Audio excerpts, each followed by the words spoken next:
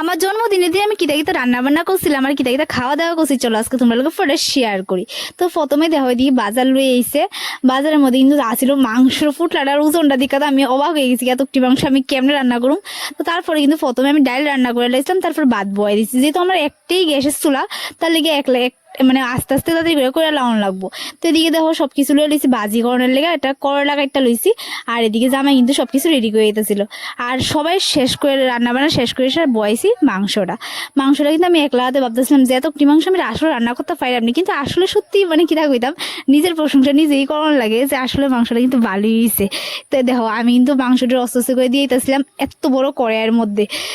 এরপর কিন্তু আমার যেটা সবচেয়ে মানে বড় জিনিস, আমি সবসময় কিন্তু মাংস কষাই নেওয়ার পর মানে কষাই এসে আমি কিন্তু নিজে টেস্ট করি, মানে মানে আমার এটা খাইতে সবচেয়ে বেশি ভালো লাগে। ঝুলের মাংস আমার একদম ভালো লাগে না, তার লাগে কিন্তু আমি নিজের লেগা কষাই লুয়ে লিখছি খাওয়ানোর লেগা, টেস্ট তো করতে সবাই, যেহেতু খাওয়ামো পরে যদি খারাপ হয় তো আমি কিন্তু নিজে টেস্ট করে দিয়ে গেলাম যে সেই টেস্ট হয়েছে। তারপর কিন্তু একটা গরম মশলা আনছিল, যেটা কিন্তু গরম মশলা দিয়ে নামাই লিখছে। এবার লাস্টে কিন্তু আবার পাঁপড়টা বাইজালাম, আর পাঁপড়টা কিন্তু আমার মানে ভিডিওর মধ্যেই আমি যে সুমকা অন করি এই কি মানে পাঁপড়টা একদম ছুট্ট হয়ে যায়। আর মাঝখানে ভাবলাম যে একটু কেক খায়ালই, কেক তো আমার খুবই প্রিয়। তারপর কিন্তু চলো দেখাই আবার কিতা সব রান্না করছি। এবার ভাত রান্না করছি, ভাজি করছি, ডাল করছি, তারপর কিন্তু মাংস আর আছিল পাঁপড় আর শসা, এতটুকুই আজকে রান্না।